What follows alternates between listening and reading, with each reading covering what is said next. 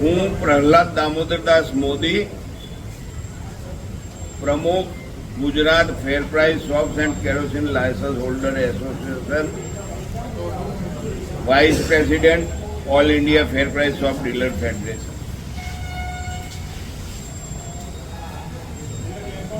સરકારની જો હુકમી, અધિકારીઓની અનાવડત ને કારણે ભારત સરકારનો ઈ-કેવાયસી નો પ્રોગ્રામ ગુજરાતમાં ટલ્લે ચડ્યો, જેના અનુસંધાનમાં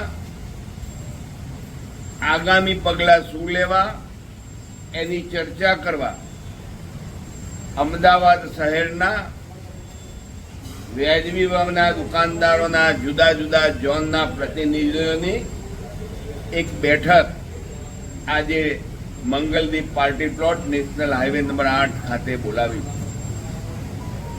અમારા મુખ્ય મુદ્દા છે અને સરકાર સાથે મારો સવાલ છે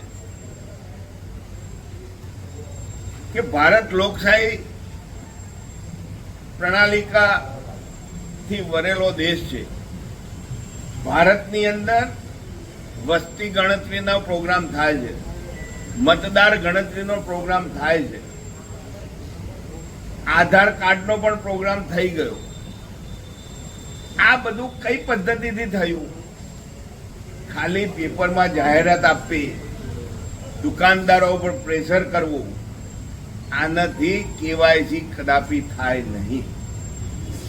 કેવાયસી કરવા માટે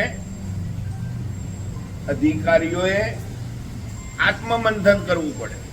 એમને વિચારવું જોઈએ કે જો વસ્તી ગણતરી કઈ પદ્ધતિથી થઈ, મતદાર ગણતરી કઈ પદ્ધતિથી થઈ, આધાર કાર્ડ કઈ પદ્ધતિથી બન્યા, તો આ પણ આધાર કાર્ડનો બીજો મોટો ભાઈ છે કેવાયસી. ઘરના બધા મેમ્બરની કેવાયસી કરવી હોય તો એના દરવાજે જવું પડે. તમે દુકાન ઉપર લે ભાગુ પ્રતિનિધિને મોકલી દો તો દુકાન ઉપર આખું ઘર માલ લેવા ના આવે, એક જ વ્યક્તિ આવે, એની કેવાયસી એકની જ થાય. આ તો આંધળો પથરો નખે અને ગોલકીપર બની જાય એવી વાત આ સરકારના અધિકારીઓ કરી રહ્યા છે. સાચી પદ્ધતિ કેવાયસી કરવાની કાર્ડ હોલ્ડરના દરવાજે જવું પડે, એને અગાઉથી ટાઈમ આપવો પડે, કહેવું પડે કે આવતીકાલે હું આટલા વાગે તમારા ત્યાં આવું છું, તમારા બધા પ્રતિનિધિ હાજર રાખજો, તો કેવાયસી થાય. મારું નામ સિરાજ ખાન છે, અમદાવાદ ફેર પ્રાઇસ એસોસિએશનમાં મેમ્બર તરીકે છું. અને આજે મંગલદીપ પાર્ટી પ્લોટ હાઈવે ઉપર અમે લોકો મિટિંગ રાખી હતી પ્રમુખશ્રી અમારા પ્રહલાદભાઈ મોદીશ્રીએ.